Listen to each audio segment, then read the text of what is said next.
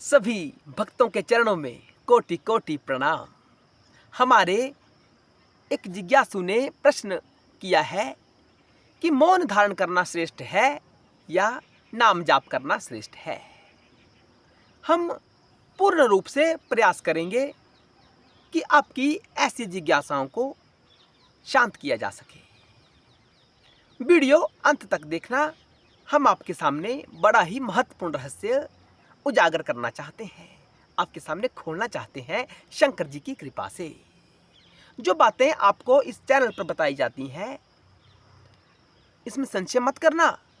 यह बातें अवश्य आपको शिव तक लेकर जाएंगी, शिव की ओर लेकर जाने का प्रयास करेंगी। हमारा कार्य आपको बताना है, अपने अंतःकरण में इन बातों को धारण करना यह आपका कार्य है, यह आपका प्रयास होना चाहिए। तो चलते हैं, वीडियो आरंभ करते हैं। मौन का अर्थ है चुप हो जाना, शांत हो जाना।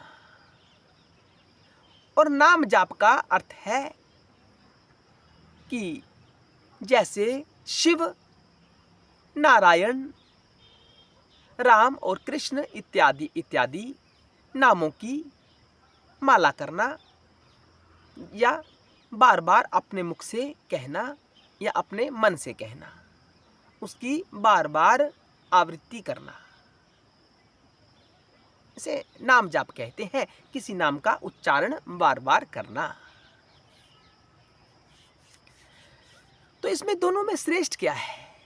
हमें मौन व्रत धारण करना चाहिए या केवल नाम जाप करना चाहिए? तो यह रहस्य समझने से पहले आपको मेरे अगली 2 मिनट की वीडियो को ध्यान से सुनना पड़ेगा। तो चलिए आरंभ करते हैं।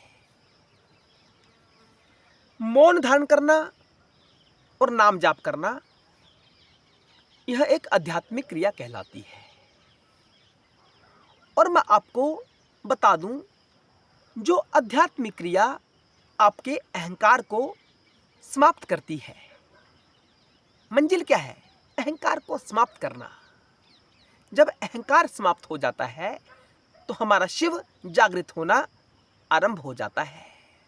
जिस प्रकार कृष्ण जी का शिव जागृत था, राम जी का शिव जागृत था, उसी प्रकार हमारा शिव जागृत होना आरंभ हो जाता है जब हमारा अहंकार समाप्त हो जाता है, अहम भाव समाप्त हो जाता है। और जो आध्यात्मिक क्रिया आपके अहंकार को समाप्त करे, वही सच्चा आध्यात्मिक क्रिया है। जो आपके अहंकार को बढ़ा दे, वह आध्यात्मिक क्रिया आपके लिए सच्ची नहीं हो सकती। वो होगी सच्ची किसी अन्य व्यक्ति के लिए, अन्य जीव के लिए, अन्य मुक्त पुरुष के लिए। आपके लिए वह सच्ची धारणा नहीं हो सकती अगर वह आपके अहंकार को बढ़ा रही है। मान लीजिए आप प्रतिदिन 10 मालाएं करते हैं, राम राम राम राम राम राम, या कृष्णा कृष्णा कृष्णा कृष्णा, या शिव शिव शिव शिव शिव, या ओम नमः शिवाय ओम नमः शिवाय। तो इससे हो सकता है आपका अहंकार जागृत हो जाए कि मैं माला जाप करता हूं। आपके अंदर बात एक स्थित हो चुकी है, आपके अहंकार से जुड़ चुकी है कि मैं जाप करता हूं, मैं तो राम जी का भक्त हूं, मैं तो शंकर जी का भक्त हूं, क्योंकि मैं तो उनकी माला करता हूं। यहां उल्टा काम हो रहा है। नाम जाप तो अहंकार की निवृत्ति के लिए होना चाहिए। इसके बिल्कुल विपरीत देखें, अब मौन के बारे में समझते हैं। मौन यानी चुप हो जाना, शांत हो जाना। आपका मुख तो शांत हो गया, वो कुछ नहीं कह रहा, कोई शब्द आपके मुख से नहीं निकल रहे, लेकिन आप चुप तो बैठे हैं, लेकिन आपका मन अंदर से घूम रहा है। आपका मन कुछ ना कुछ सोच रहा है, बुद्धि उसका निष्कर्ष निकाल रही है। हो सकता है वह क्रिया बाहर से आप कार्यान्वित नहीं कर रहे, वह कार्य आपका भौतिक रूप से आपका प्रकट नहीं हो रहा, हो सकता है, लेकिन आपका मन और बुद्धि कार्य कर रही है अंदर से।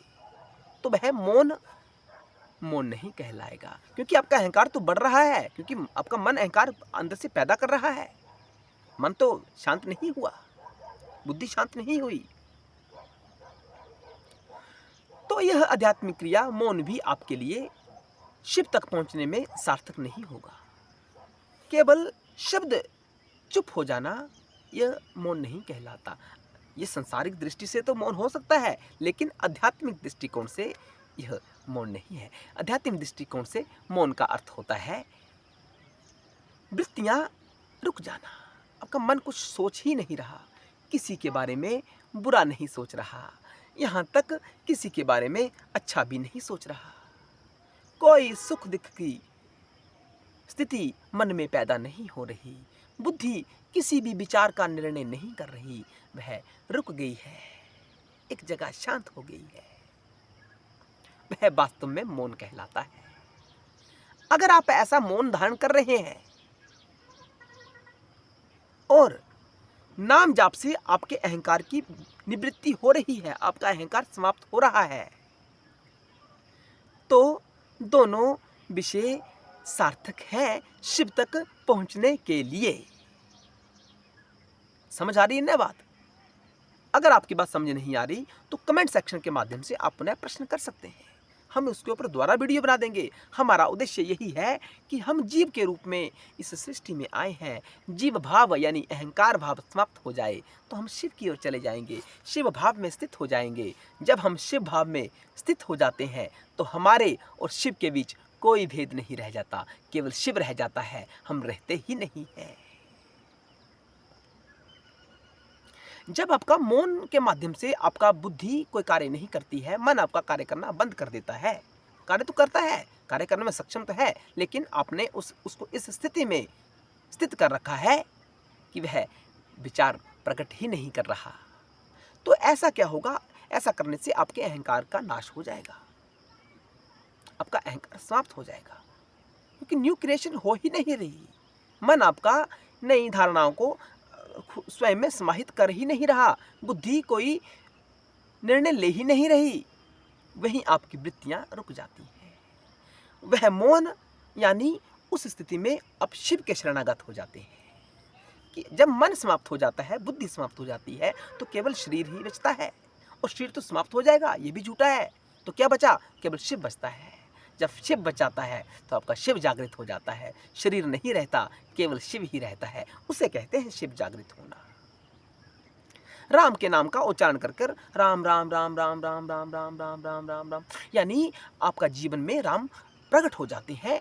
आपकी जो गतिविधि है वह राम जैसी गतिविधि होना आरंभ हो जाती है, कोई भेद नहीं रहता आपके और राम के बीच। तब भी आपका शिव जागृत हो जाता है। आप प्रत्येक स्थिति में समभाव में रह रहे हैं, कृष्ण नाम का जाप कर रहे हैं, तो आपका कृष्ण जागृत हो जाता है, यानी शिव जागृत हो जाता है, कोई भेद नहीं है। बात है जागृत होने की। राम की पूजा क्यों होती है, कृष्ण जी की पूजा क्यों होती है? उन्होंने भी जन्म लिया है, वह भी अंत में अपनी परम धाम को वापस चले गए हैं, लेकिन उनकी पूजा होती है क्यों? क्योंकि उनमें अहंकार है ही नहीं, वह शिवत्व में ही अपनी लीलाओं को समाप्त करते हैं। शिवत्व में ही, शिव में स्थित होकर ही कृष्ण ने बार बार कहा है। उसके लिए आप महाभारत का पाठ कर सकते हैं कि जो कुछ मैं गीता में मैंने कहा है, ये शंकर जी की कृपा से ही कहा है। वहां भी शिव है। कुछ संस्थाएं इन बातों को नहीं मानती, वे कृष्ण को ही सर्वस्व समझती हैं। ये कोई गलत बात नहीं है, समझो, बहुत अच्छी बात है, क्योंकि कृष्ण भी जागृत है, कृष्ण का शिव भी जागृत है।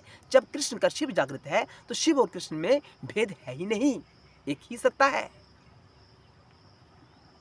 राम का शिव जागृत है, इसलिए राम और शिव में कोई भेद नहीं है। आप राम का भी जाप करते हैं तो शिव की स्थिति ही प्राप्त होती है, परम पद ही प्राप्त होता है, सायुज्य मुक्ति ही प्राप्त होती है, कोई भेद नहीं है। तो वीडियो का निष्कर्ष यह रहा कि मौन भी श्रेष्ठ है और नाम जाप भी श्रेष्ठ है, अगर वह आपके अहंकार को समाप्त कर रहा है। अगर अहंकार ही बढ़ रहा है तो दोनों चीज़ें निरर्थक हैं, दोनों का कोई अर्थ नहीं है आध्यात्मिक जगत में। हाँ, अहंकार समाप्त हो रहा है तो दोनों चीज़ें कारगर हैं, दोनों चीज़ें हथियार का काम करेंगी शंकर जी तक पहुंचने का। तो ये निष्कर्ष है। आशा है आपको वीडियो पसंद आया होगा। यह शिव भाव से वीडियो बनाया गया है, इसलिए ज़्यादा से ज़्यादा वीडियो को देखें, बार बार देखें, ताकि सारी चीज़ें आपको समझ आ सकें। और अगर चीज़ें समझ नहीं आ रही, क्योंकि हो सकता है आपकी बुद्धि इन बातों को पचा ना पा रही हो, क्योंकि हमारे बुद्धि में आज तक कुछ और ही भरा गया है, अलग अलग विषय हमारी बुद्धि में भर दिए गए हैं। हम इन बातों को, इन उच्च स्तरीय बातों को सहन ही नहीं कर सकते। तो कमेंट सेक्शन के माध्यम से जिज्ञासा अवश्य प्रकट करना। हम उस विषय के ऊपर अगले वीडियो का निर्माण कर देंगे। ओम नमः शिवाय, हर हर महादेव, जय शिव शंभू। हमसे कोई त्रुटि रह गई हो हमें माफ़ करना। हर हर महादेव।